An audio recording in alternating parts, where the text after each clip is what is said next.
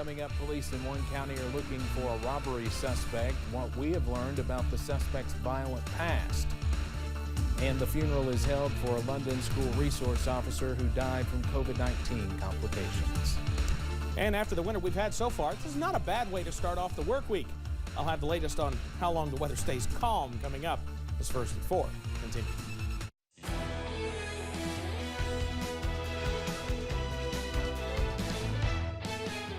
Mountain News First at 4 continues.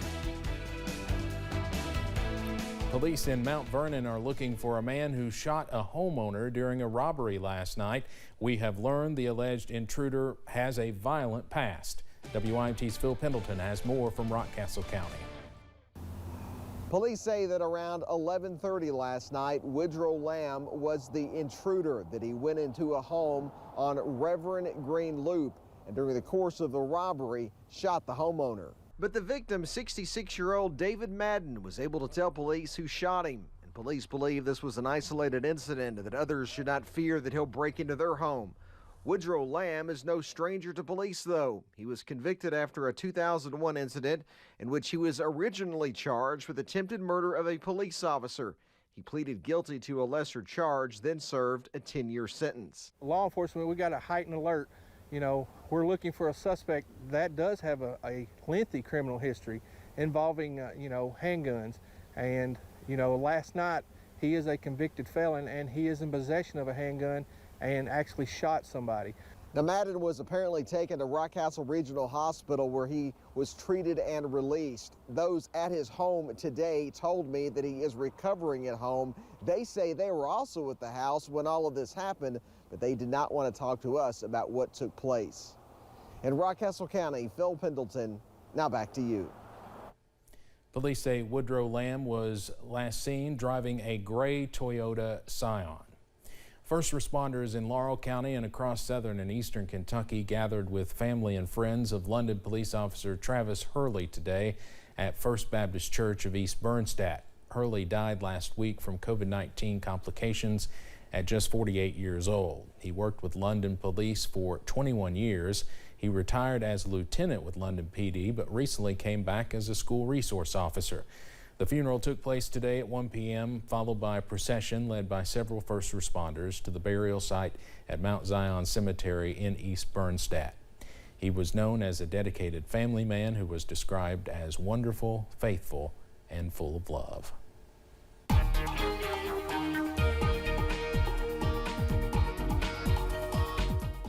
Quiet and, well, I can't really say mild because this is where we should be for this time of year. Just compared to where we were late last week, we're milder, and it actually doesn't feel too bad outside this afternoon. Sun shining region-wide. High knob camera UVA-wise showing us, you can see the sun there in the upper right-hand corner of the screen. Some high clouds as well. We're in the low to middle 40s around UVA-wise at the moment. Mountain Parkway at Slade. Still some snow hanging on in those shaded locations in the grassy areas, but otherwise, the sunshine has taken good care of melting what's left of Friday night's snow. Temperatures remain in the low to middle 40s around the northern half of the area. As we head into places like the Cumberland Valley, we're closer to the middle and upper 40s and even a couple of low 50s right now. Satellite and radar all quiet around the mountains and really outside of a few clouds trying to work into West Kentucky, all quiet around the state as well. That's going to change, though, as we head later on into this week. But for tonight, partly cloudy skies, mid-20s. We're back below freezing tonight with those calm winds. But we have some major changes on the way. I'll have the latest on that coming up in just a few short minutes. Steve? Evan, thank you. Governors from states across the country convened at the White House Monday, telling the president they are eager to move past the COVID crisis management stage. This comes as case counts drop nationwide, but deaths are still rising. CBS's Danya Backus reports from Los Angeles. Your voice has been important. Governors from more than half the states in the country met with President Biden at the White House Monday. Chair of the National Governors Association, Asa Hutchison, said state leaders want to move away from the pandemic. We asked the president to help give us clear guidelines on how we can return to a greater state of normality. A lot of good discussion about what does the road from pandemic to endemic look like and how do we keep score. Nationwide, the number of daily COVID cases is on the decline, down by more than half since the peak of the Omicron surge. But some states are still seeing increases. Health experts say the country should be in a much better place come spring. I think toward the end of February and March, we'll have significantly lower numbers of cases in this country.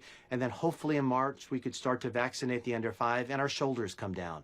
Novavax has applied for emergency use authorization of its COVID-19 vaccine in the U.S. And Moderna announced Monday that federal health regulators gave full approval to its 2-dose shot.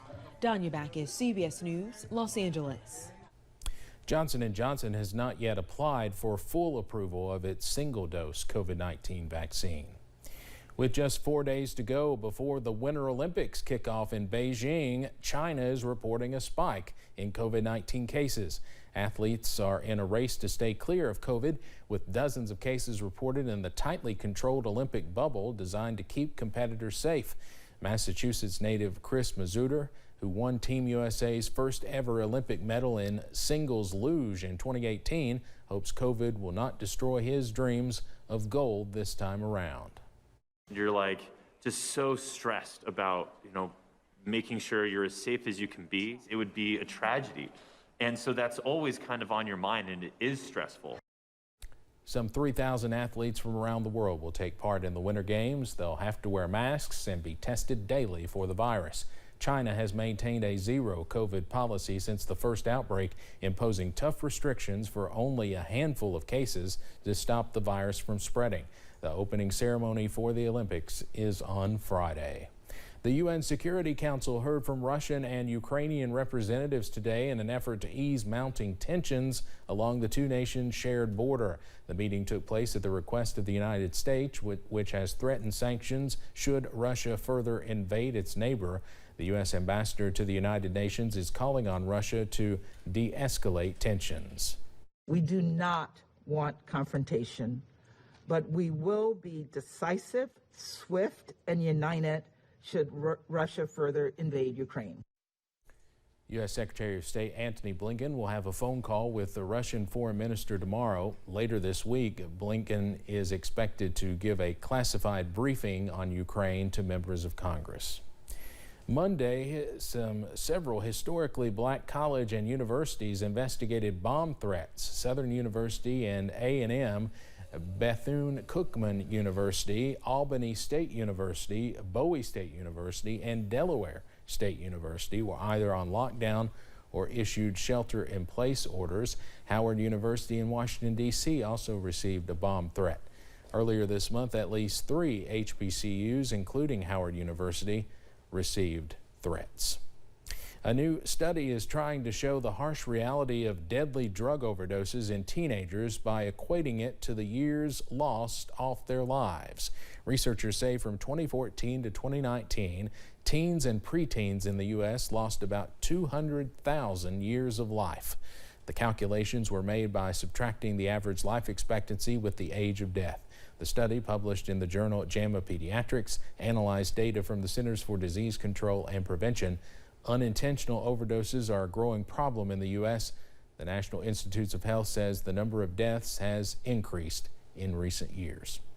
Coming up on First at 4, this tax season could be a little more stressful than usual, and your refund may be delayed. Why the IRS encourages you to file earlier than usual. And we've got some quiet weather to start the work week, but things change as we head into Wednesday and beyond. I'll have all the details straight ahead.